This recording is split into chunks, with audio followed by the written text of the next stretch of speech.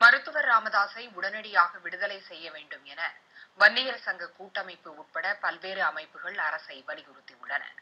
நீதி கேட்டு ஆர்ப்பாட்டம் நடத்திய மருத்துவர் ராமதாஸை கைது செய்து சிறையில் அடைத்துள்ள தமிழக அரசுக்கு பல்வேறு தரப்பினரும் கண்டனம் தெரிவித்துள்ளனர்.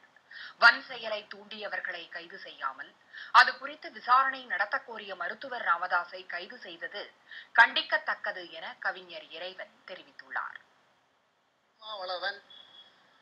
தொடர்ந்து கலவரங்களை தூண்டிவிட்டு அதற்கு எதிர்வினையாற்றுகின்றவர்களை வன்முறையாளர்கள் என்று கள்ள ஒப்பாரி வைப்பதை தொடர்ந்து செய்து வருகிறார். இதையேதான் தர்மபுரியில் செய்தார், இதையேதான் இப்பொழுது மரக்காணத்திலும் செய்கிறார். இதேபோல் 28 வன்னிய அமைப்புகளின் உயர்நிலை கூட்டம் இன்று நடைபெற்றது.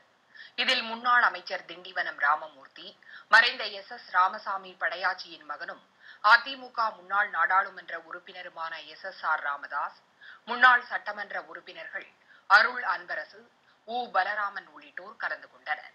மருத்துவர் ராமதாஸின் உடல்நிலையை கருத்தில் கொண்டு அவரை உடனடியாக விடுதலை செய்ய வேண்டும் என்றும் இக்கூட்டத்தில் தீர்மானம் நிறைவேற்றப்பட்டது.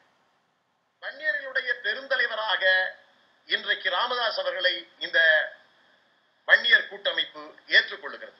அவருடைய உடல் நலம் கருதி 73 வயதுக்கு மேலானவர், அதே நேரத்திலே தொடர்ந்து ஜனநாயக ரீதியாக அரசியல் செய்து வந்து கொண்டிருக்கிறவர்.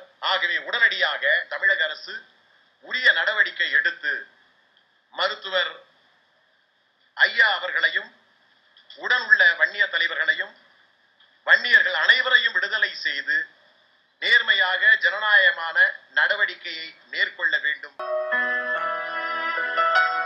ஐயா ஐயா எங்கள் அடையாள திருவிளக்கே, கோடி கோடி தமிழர் கூட்டம் கூடி நின்று கும்பிட்டு எங்கள் ஐயா வாழ்கவென்று அழுது புலம்புதையா. காவல் வண்டியிலே கால் வைத்து நீ ஏற நாடே நடுநடுங்கி நாற்புறமும் இருண்டதையா.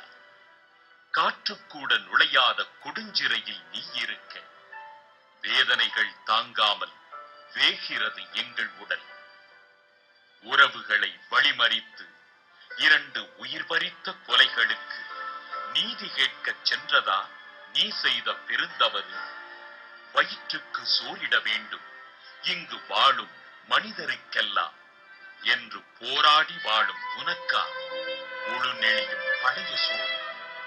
கோடி கோடி மக்களை கைது செய்ய முடியாதென்றால் அவர்களின் குலதெய்வமான உன்னை குறிவைத்து வதைக்கிறார்கள்.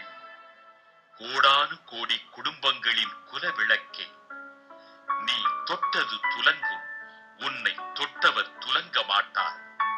அறத்தின் சீற்றமாகி ஆர்ப்பரிக்கும் உன் எழுச்சி இதோ நெடுவடிவமெடுத்து நீக்கமர நிறைகிறது. அடிமனசிலிருந்து அழுத்தமாய் ஒலிக்கின்ற ஐயா எனும் ஒரு சொல் சாதாரண சொல் அல்ல, அது சமூக நீதி பிரகடனம். மருத்துவர் ஐயாவே, எங்கள் மாநிலத்தின் மாமணியே, உன் வரவை எதிர்நோக்கி உயிர் பிணமாய் நடக்கின்றோம். உன் குரலை கேட்பதற்கு உயிர் சுமந்து கிடக்கின்றோம். உன்னை சிதைப்பதால் உன் படை சிதறாது, உன்னை வதைப்பதால் உன் படை சிதையாது.